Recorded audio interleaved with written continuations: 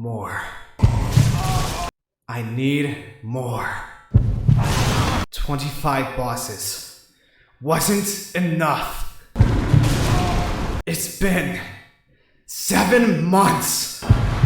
More. More. We need more!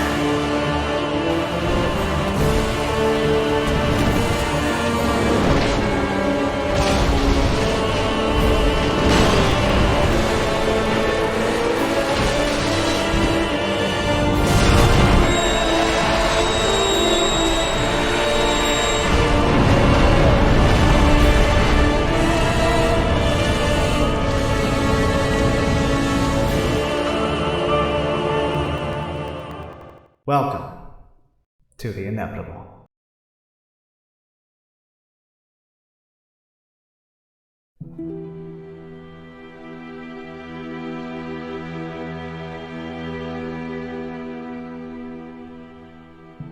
Funny enough, this video still wasn't supposed to come out yet, but my last 3 video projects all ended in failure.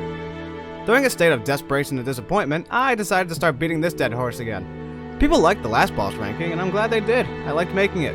But, well, much time has passed since I've made that list, and, well, we all know opinions can change, but, Look at this dude. Wait till you see the... No.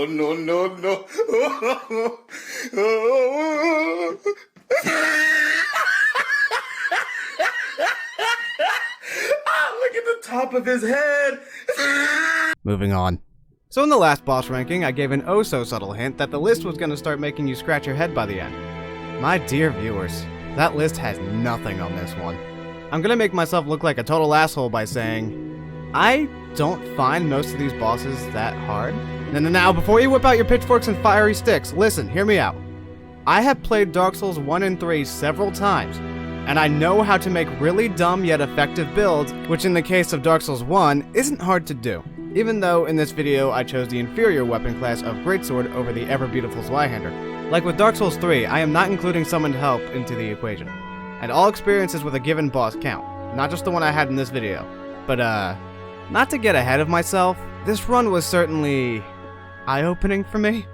I think it's a good time to mention that cheesability is a factor here with the placements on this list, but I'll get to that when it's time. For now, let's just start with the least controversial placement at number 26. Wait, there are more bosses in this game than Dark Souls 3? Ah, what the fuck? Number 26, Pinwheel. Yeah, big surprise. Pinwheel's no Ancient Wyvern, but... no, actually, he's even worse than Ancient Wyvern. Like, come on, Pinwheel has a reputation for being the weakest boss in the Souls series. I'm not trying to be a sheep following the majority, but I'm not gonna place Pinwheel any higher just to be a contrarian. I already got enough weird placements on this list as it is. No, Pinwheel sucks because he has the passivity of the weird Dragon Python crotch spawns in the Ancient Wyvern fight in 3, and the frailty to match. Unless the stars align to become one giant middle finger, the clones will barely, if at all, pose a threat. I gotta say though, Pinwheel does give one hell of a reward.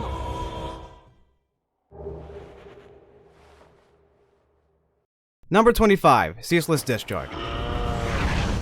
Okay, now here's the Ancient Wyvern boss. I would count this boss as a lot harder if it weren't for the fact that you could run all the way to the entrance of the boss room and smack his hand cock till he falls over and dies.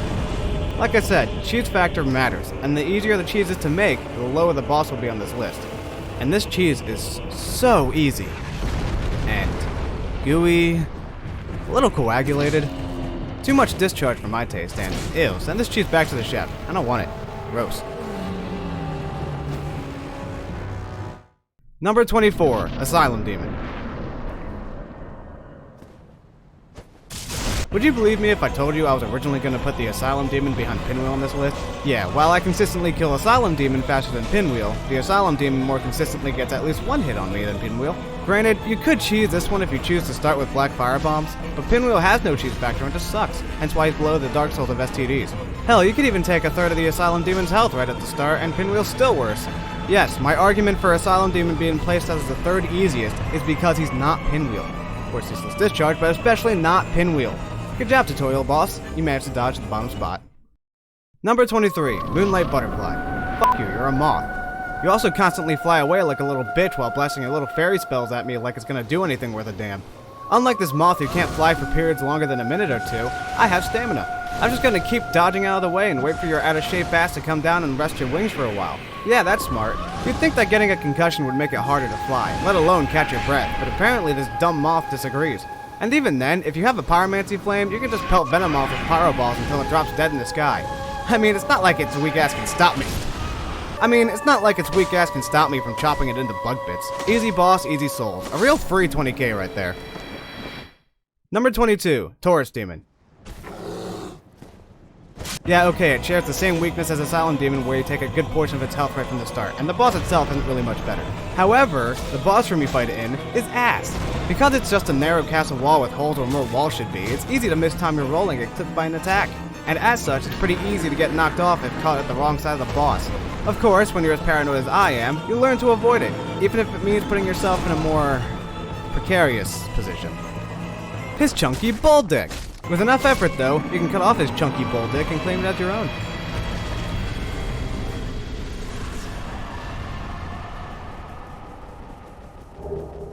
What the fuck was that sentence? Number 21, Seath the Scaleless. Much like Yorm in Dark Souls 3, Seath, as one of the 4 lords, somehow managed to be placed in the bottom 10, and only narrowly avoided the bottom 5. Unlike Yorm, however, Seath is still better than the fucking tutorial boss. And how did Seath overcome such great odds? Well, he didn't. The Asylum Demon just happens to be way easier than Uuuh Gundyr. Anyway, Seath, what's he do? What makes him the legendary boss he's supposed to be? Dick all. No, seriously, just plant your face firmly in his crotch and he'll most likely be unable to hit you. Sure, he can curse you, and he has certainly done that to me before, but it's super unlikely if you just faceplant into a scaleless crotch. Getting that tail, however, is another story entirely. There are 3 bosses in this game that I cannot for the life of me cut the tail off of, and this is one of them. I actually almost died trying while collecting footage for this video. So you may be wondering, if Seath basically can't hit you when you're positioned right, how is it harder than the Taurus Demon? Clams. Fucking clams.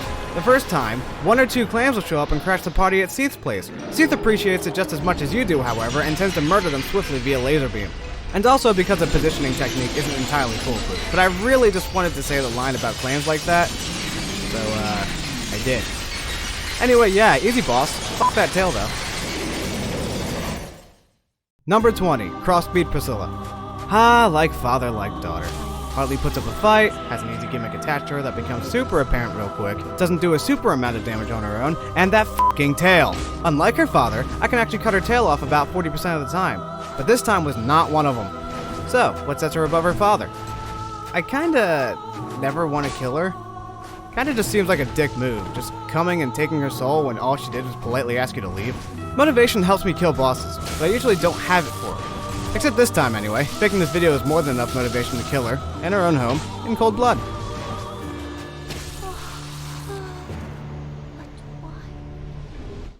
Number 19, Kapper Demon. It's the fucking dogs. And the boss room, yeah, but the fucking dogs! Once you kill the dogs, the Kapper Demon's fucked. There's nothing you can do. It's just the fucking dogs. The Kapper Demon is capable of some damage on his own, but is likely completely incapable of hitting you without his fucking dogs. He is literally the bitch to his own bitches. Kill this man. Placement over. Done. Number 18, Belle Gargoyles. Probably the easiest multi-boss encounter across all Souls games, unless you count the Witches of Hemwick from Bloodborne, and that's if you count Bloodborne as one of the Souls games, which I do, mostly. Anyway, the Belle Gargoyles. What makes them right above the Kapper Demon and his fucking dogs? Well, instead of fighting a relatively easy boss and 2 fucking dogs, you're fighting 2 relatively easy bosses at once, albeit in the second half of the fight. The fact that it's only during the second half of the fight, and that the second gargoyle comes out at half health, is probably why this boss is below the next 2 entries. Because if you've seen my last boss ranking, you know I tend to suck at multi-boss encounters. Of course, even if it was both gargoyles at once throughout, this boss would still not be terrible, but it would certainly be higher on this list. Oh right, I was supposed to say something significant about this boss. It breathes fire and has a tail you can cut off. And isn't a dragon! Number 17, Gaping Dragon.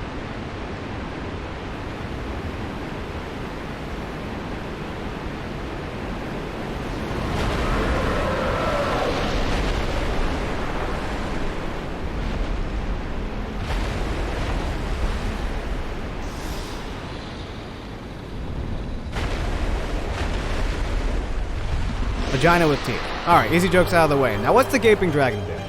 Well, it's a giant dragon that's gaping.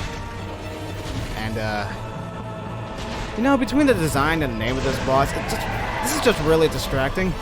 And I thought the Ceaseless Discharge was bad, but the Gaping Dragon, no. It doesn't help that this boss fight usually lasts a while, and it's nerve-wracking both because it's a dragon that happens to be gaping, and if you're dumb and let it land on you because you disorient yourself and forget where it's gonna land. If it lands on you, you die. If it crawls on you... Oh, no, no, no! Ah! No way! That paranoia is usually unfounded, thankfully, as I'd never want to end up in a Giantess Lover's wet dream. Number 16, Stray Demon. Stray Demon is a significantly buffed version of the Asylum Demon, complete with AoE blast and spear, staff, thing. I guess switching from a hammer to a long stick would add to your range, and make it harder to run away from the AoE blasts. But that brings me to this Asylum Demon's weakness, his fat demon ass. Yeah, it turns out just running behind him far enough is a pretty consistent way of dodging the AoE blast, even when he's close to the wall. Now if his fat ass is hugging the wall, good luck, but aside from that, he's a piece of surprisingly clappable cake. Number 15, Demon Fire Sage. Demon Fire Sage is a significantly buffed version of the Asylum Demon, complete with... He's the exact same as the Stray Demon in a shittier boss room. Moving on. Number 14, Iron Golem. Ah, my knight in shining armor. You managed to dodge the bottom 10, and you have almost nothing to show for it.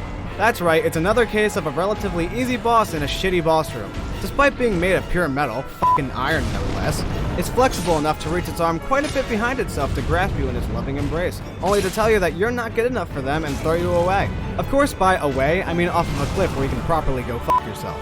But other than that, and the bomb-wielding giant, should you not have killed him, you don't have much to worry about. His attacks all have a decent amount of knockback, but are much easier to dodge than his unreasonably flexible grab. I swear, he could be more handy than the monstrosity of Sin from Dark Souls 3. Number 13, Great Grey Wolf Sif. Alright, here's the other Priscilla entry.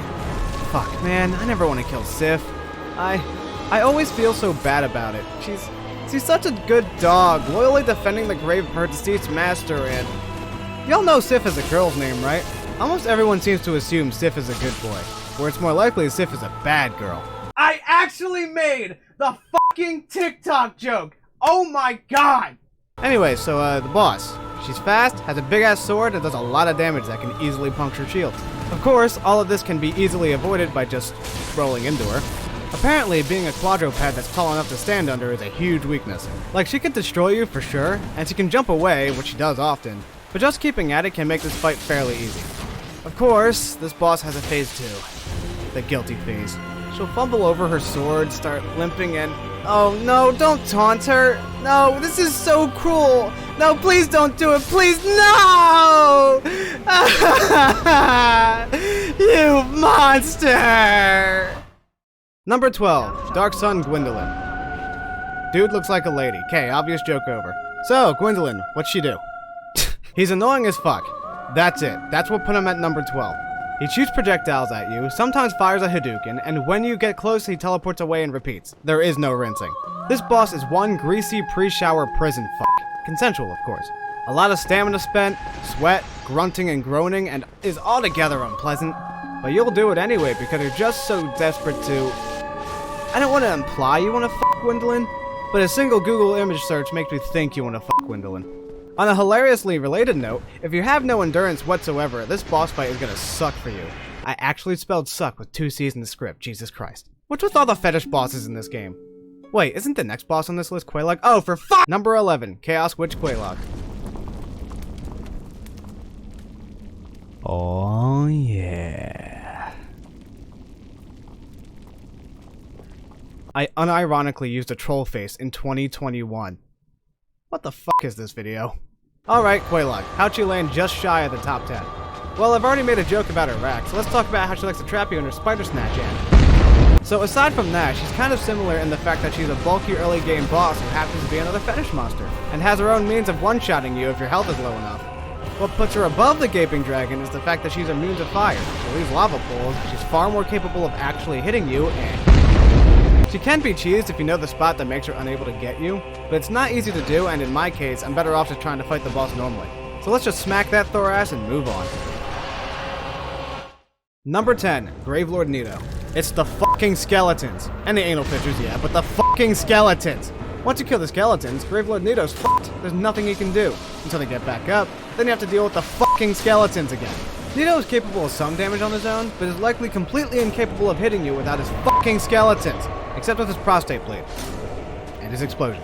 Block, don't even bother dodging the ladder. He's literally the bone bitch to his own bone bitches. Kill this man. Placement over. Except that I figured the more perceptive of you noticed that this part was eerily similar to the Kapper Demon entry. And that's because I just copy-pasted it here and edited where necessary because it's just like that fight, but harder. Also, don't chase Nido down the boss route. Wait for him. Much easier. Okay, next entry. Number 9, Four Kings. Another multi-boss encounter, but only kind of. This boss has a reputation for being easily beaten with enough poise, so how'd it make the top 10? Well, aside from the fact that a lot of bosses can be beaten like that, it's for the same reason its reputation exists. This boss is fucking impossible to dodge. Well, okay, not impossible, but pretty damn difficult. Luckily, by stacking defense and chucking Estus, this boss is a breeze. Until you get sucked to death or randomly take high damage from a slash that didn't do much before. It's the sort of unpredictability. I don't know, this one's weird. Like, I couldn't put this one lower, but I couldn't tell you why. Huh. I could make a joke about the name being a lie, call them the Six Sires, yeah? Ah, fuck it. Fuck this entry. I didn't even fight 6 in this playthrough anyway, and oh look, they're dead, we can move on now. Number 8, Centipede Demon. Because I'm a disgusting weeb, this boss just makes me think of Tokyo Ghoul, but with more fire. Anyway, this boss is definitely a boss that gets easier after the first attempt, assuming you got the ring. Cutting off one of its dangly parts can be a pain, but it's very doable once you get the boss to one of the small patches of land you have access to. Of course, the reason the Centipede Demon was placed above the Four Kings is because you're not actually fighting the boss here. You're fighting the goddamn camera. If the boss room wasn't so bad without the orange charred ring, this boss would rank way lower. Speaking of, the fact that I was given enough time to clumsily equip the ring in the middle of the fight is actually making me question my own judgment in making this list. I'll just chalk it up to yet another shitty boss. Number 7, the Belle Chaos. Fuck this boss. Just fuck this boss. I'm sure no one else would ever think to put this boss this high, but I am what you'd call butthurt. Extremely butthurt. Yes, this boss is killed with one blow, easily cheesed, which I shamelessly and blatantly did on camera and even left in the final video. Fuck this boss. It's not technically hard, but it's so infuriating that I couldn't bring myself to put it any lower. Every time I start a new playthrough, I put off the Belle Chaos for as long as possible, which in this case was a mistake because I was stockpiling humanity for maximum defense, only for me to get killed right in front of my dropped humanity. And as an extra fuck you, I found my next empty bloodstain behind the fog wall. You motherfucker!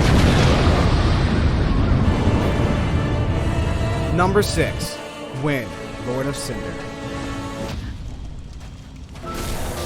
Alright, I'm gonna make this one quick because of how different this fight was to all my prior ones with Gwyn in past playthroughs. Normally he wrecks my shit with his endless barrage of Estus punishing attacks. This time, I just kinda figured out how to cheese him in the middle of the fight. This was originally gonna be my number 1 pick. I was gonna make it all dramatic, with cool effects, epic writing over my comical stuff, and using the second half of Soul of Cinder's theme just to make it more epic. But this is just sad. Who knew that you can make it infinitely easier to parry him if you just go behind him and take a sip? Wait, no, not like that. Oh, god damn it. Number 5, Ornstein and Smo. Smaug? Smo? Fuck it, Smo. I'm sure y'all figured Ornstein and Smo would be high on this list, but not this high. Until you remember what I said in the previous list about sucking at multi-boss encounters. Now it all makes sense. This fight's like sending a Rattata against a Snorlax and a Pikachu, and that little shit rodent is holding a light ball. I'm not sure if I'm just unlucky more often than not, but these two practice jolly cooperation better than any summon I've ever had. Snorlax has a habit of using smoke screens, so Pikachu has a chance to use Volt Tackle while I can't see him. It's kind of insane. And kind of fun. No, seriously, this fight used to frustrate the hell out of me, but now that I've gotten used to the both of them, it still feels difficult, but somehow still feels fair despite the 2v1. Having to dodge between the two of them and then deciding which one to kill first is so much fun. Oh, wait. That's right, there's a second half of this fight. Welp, you got 2 choices.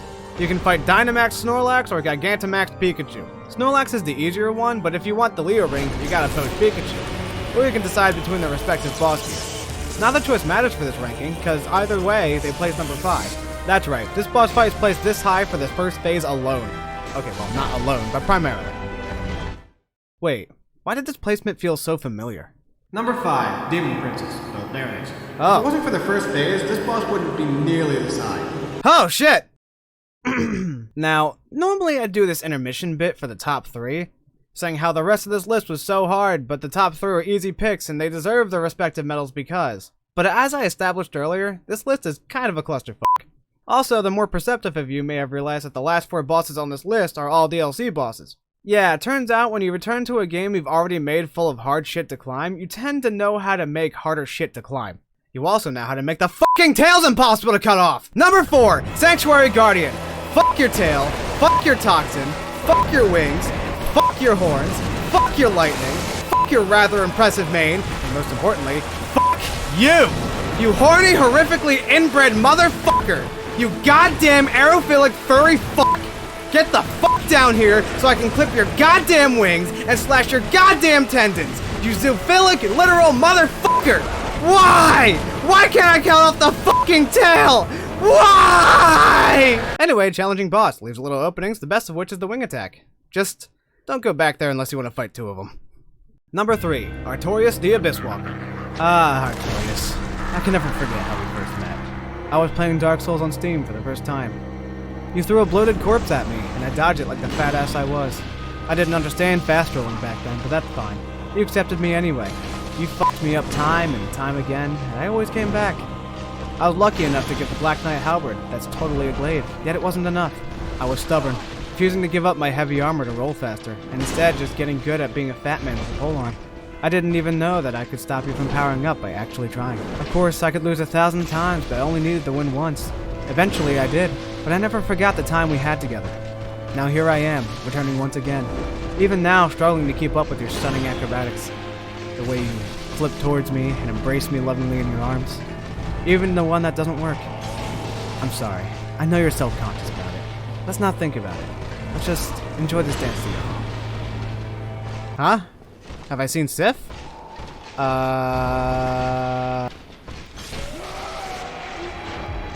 Yeah. Worthy of the bronze medal. Number 2, Black Dragon Kalami.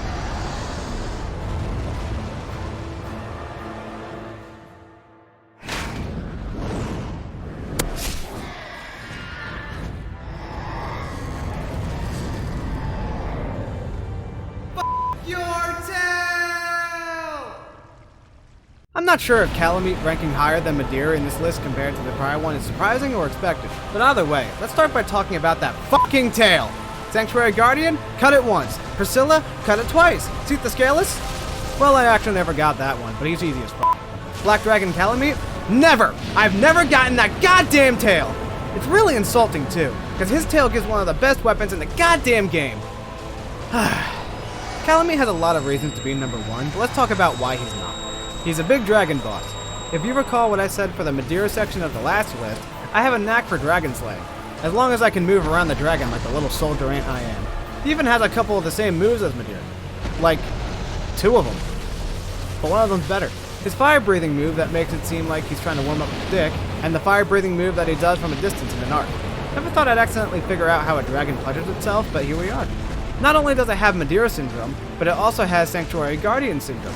That fucking tail! But more accurately, it tends to fly around doing some airborne moves that are difficult to avoid. Don't bother blocking any of his moves either. I have the most stamina possible and I still get punished. While we're in the habit of comparing Calamity to other bosses, Satan! That's right, the Demon Prince. Calamity has bulk that is comparable, probably in Calamity's favor, to the Demon Prince. On a related note, Mr. Miyazaki, how the fuck are you gonna make a dragon boss that feels like it's resistant to lightning? Aren't they supposed to be universally weak to lightning due to their scales or some shit? Actually, Seath is still weak to lightning, so... Whatever. My point is, Calamity is a cheater. Calamity cheated, and that's how he landed on number 2, because he cheated his way to the top. Well, almost.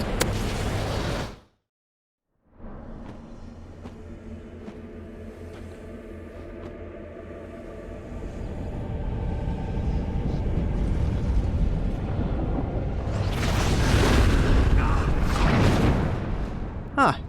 I thought the Iron Golem was handsy.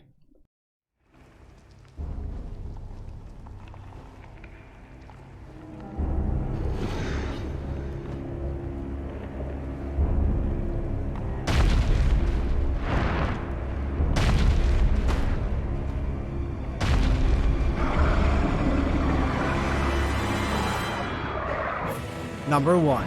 Manus, father of the abyss, the daddy of darkness, the papa of pitch black, the Bowser to your Mario holding Princess Peach hostage. Manus. Wait, if Manus is a father, does that make the monstrosity of sin his children? Huh. That explains why they crawl around like babies, and eat everything like babies, and piss in your face when you try to change them, like fetishists. Now that I've said something gross, let's actually talk about the boss in the paragraph later. Manus has hit the top spot for similar reasons to Gale in the last list, except Manus isn't even remotely my favorite boss. Manus has a bit of everything. He has the bulk of Kalami, the damage of Gwyn, the range of the Centipede Demon, the shield puncturing of Sif, and he's fast. Like Sif. He's also difficult to dodge, but isn't really comparable to another boss in that regard. Well, unless you're me, in which case... He's a jack of all trades, but a master of none. But he's pretty damn good at all of them. He can also make it rain darkness, so that's pretty good. You can even see me panic switch to the silver amulet to deflect them, but I end up just dodging them all anyway, so yeah, you don't even really need it. It would be useful for that goddamn darkness barrage he has, but it comes out so fast that I never have the time to deflect it. I'm glad I built Tanky, because that move has one-shot potential.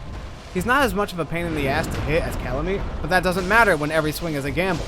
If he goes for that combo move that's kind of similar to the Soul of Cinders now that I think about it, prepare to be beaten like a gorilla beats his banana.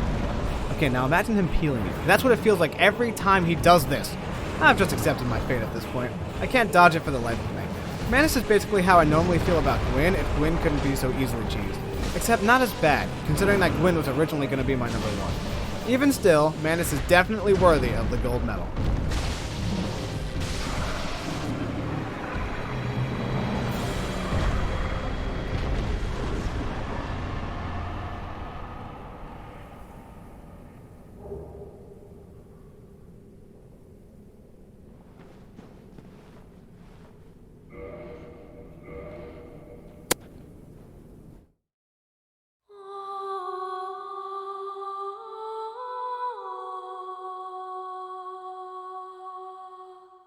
This video was so hard to make. Significantly harder than the previous ranking. In the previous ranking, I had a good idea of how I wanted the writing to go, how I felt about each boss individually, except these two, and I knew how I wanted to edit it together. Well, kinda. But this time, even down to the placements I had no idea how I wanted to do this at first. However, you probably noticed that I put a bit more effort into making this one compared to the last one. Or at least I hope you did. Making this video, it got me thinking. I don't know if I'll keep making things like this. This was a passion project for sure, and it was great editing practice, and I'd still love to keep making things. But will it be boss rankings? Gaming videos? Whatever the hell my other videos are? I don't know. But as I said in the last entry, I'm not super worried. It'll make me happy, and now I'm more sure than ever. Of course, that said, I have to do some life things first. Get a job, make some money, upgrade my stuff. That's right, I want to go all in on this YouTube thing. Until it gets terminated for some bullshit reason. I follow the YouTube Twitter account, I see it happen all the time. But even still, if a risk factor was enough to make me not do something, I wouldn't do anything ever. Not to go in depth, but I learned that the hard way. But sometimes there is no better teacher than ouchies. That's a story for another day, however. For now, tell me what you thought about the list and why Gwyn is actually the easiest boss in the game, and Pinwheel looks down upon him. Till next time.